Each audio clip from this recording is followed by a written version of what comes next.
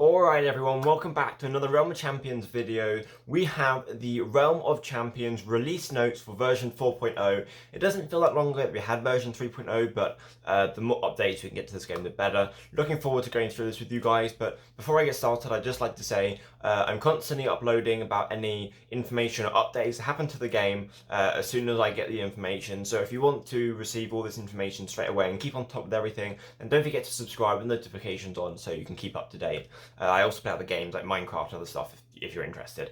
But anyway, let's have a look. So release notes version 4.0. So there'll be a new story event, Trial of the Unworthy, which is going to be a story told over Showdown, over 4 weeks. Showdown is the 3 versus 1 game mode, which I think we've seen before, where we fought Scar, the leader of the Hulk faction, the House, sorry.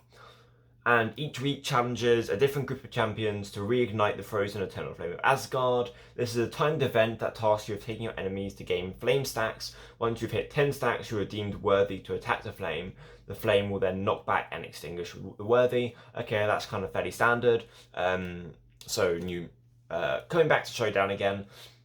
And now this is the main feature of version 4.0, which is going to be the Transmog. So Transmog, I already did a video on this a couple of days ago, so if you want to go watch that, I'll put a little card up. But it's effectively where you can choose the look of your champion as well as like choosing gear for how good the stats are. So I won't go into it in too much detail because I already have that video, but it says here, so once you have a gear item that you want to transmog, you'll be able to spend essence to lock that look in. After 4.0 launches, players progress towards any look they are currently holding in their inventory.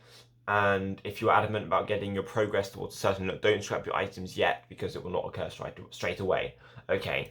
And starting with the release of 4.0, all gear and weapons that you earn from that update forward will apply to the looks you have available in Transmog, and dedicated appearance crates will be available in the shop. Right. World quests. World quests, so they're a new schedule. It's the same thing, I guess, as we have already. Oh, and this is the Showdown. Okay, makes sense. So week 1, Super Soldier, Web Warrior, and Iron Legionnaire. Week 2, you have these, and week 3, and week 4, etc., etc. It's on screen there. Those are the times that you can play the World Quest. So now we have some new Alliance events.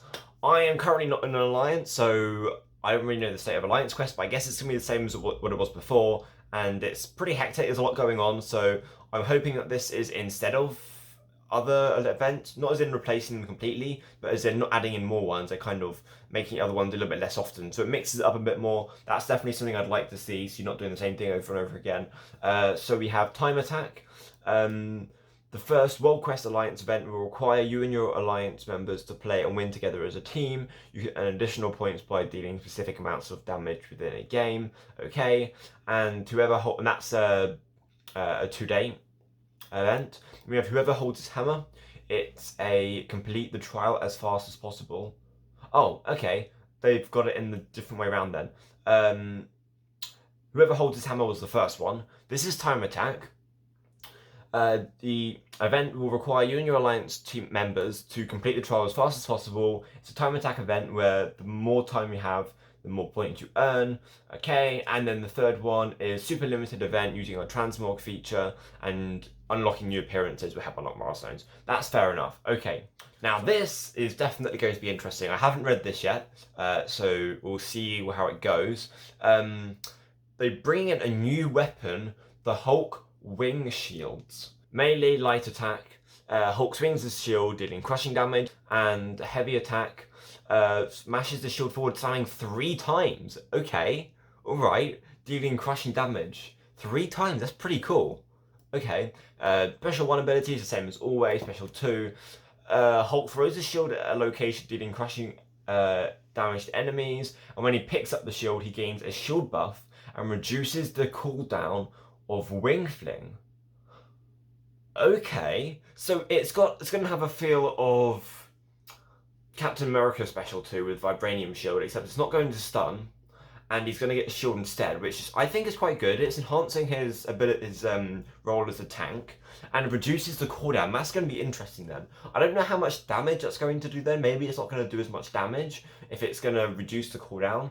And is there going to be a cap on that? Because if it's reducing is it going to be reducing it by a percentage or a certain amount?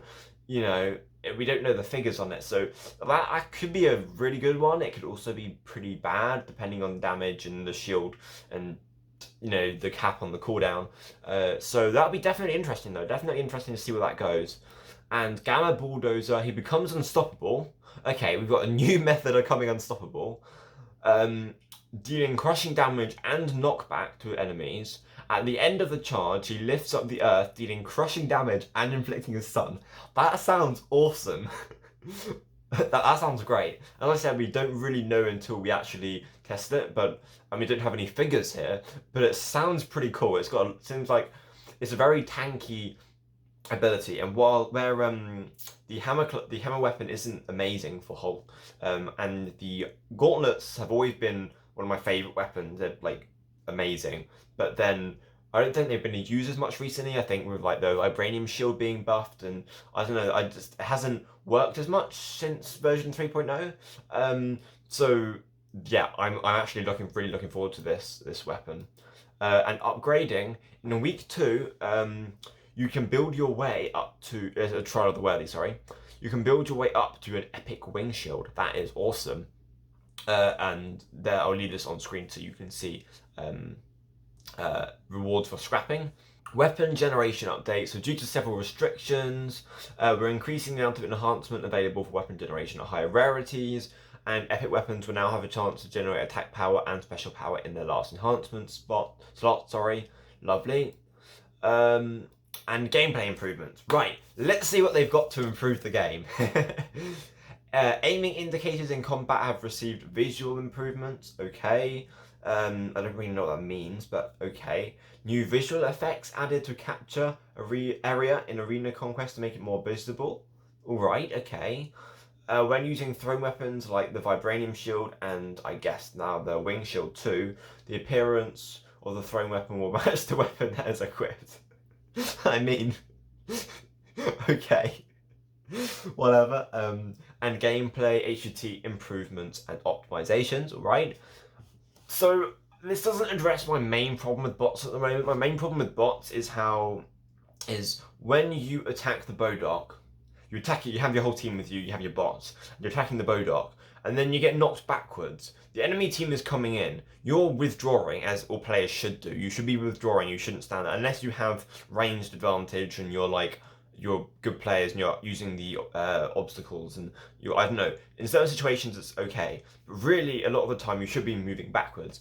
What the bots do is they stand right there in the center and face block all the hits, and they die straight away, and then it's a 1v3, and I can't do that, which means as soon as the bots are attacking the Bodok with me, I know I'm going to lose the next round, and it's awful. Like, I prefer attacking the Bodok by myself and having the bots die before me and me winning the round to them attacking with me because of that. It is painful. So, I haven't brought up that issue. I've mentioned it a couple of times, but not to Kabam. So, I mean, I don't know if that's going to be included in this. We'll have to see. But that is my main concern with bots.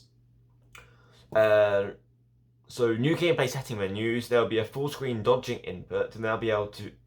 Okay, fair enough. So you can dodge using the whole screen. Lock move stick. Choose whether the move stick is locked or follows behind your movement input. Okay, more settings to come in future releases. Okay, well, that's not very handy. And bug fixes and improvements. You've got the AI improvements, as you mentioned earlier. Fixed an issue of projectiles can miss close targets. Fixed an issue of Bodok would be taking the priority when it's shielded. Ouch. The camera could get stuck in the knocked out state. Yep, seen that. Bouncing projectile visuals could warp to the wrong location. Champion could temporarily hidden. Menu update, balance changing, and performance optimization. There's definitely a much smaller list than last time. But okay, any improvement is a good improvement. So, that is version 4.0. That's the entire patch notes. So what I've taken from this is we've got Transmog coming, which is going to be really, really cool for customization and kind of what a game is supposed to be, but making Marvel yours. And then, of course, we've got the new weapon, which I'm actually quite looking forward to. And the new Alliance events and game modes, but I'm not really hyped towards them. Maybe I'm just biased, I haven't been playing as much recently. I've never been a big fan of the World Quest. And I like the Showdown. Showdown was good, so I'll keep an eye on that. But World Quests and Onslaughts and stuff, I find them boring. I like Arena. So yeah, as I said, don't forget to subscribe if you enjoyed the video, you want to see more updates and stuff, and yeah, don't forget to like, and there's also links in the description for Discord, which you should definitely join. You've got a great community over there, and of course, Reddit, Instagram, Twitter, other stuff in the description. So make sure you go click those. Thanks for watching, take care, Technobras out.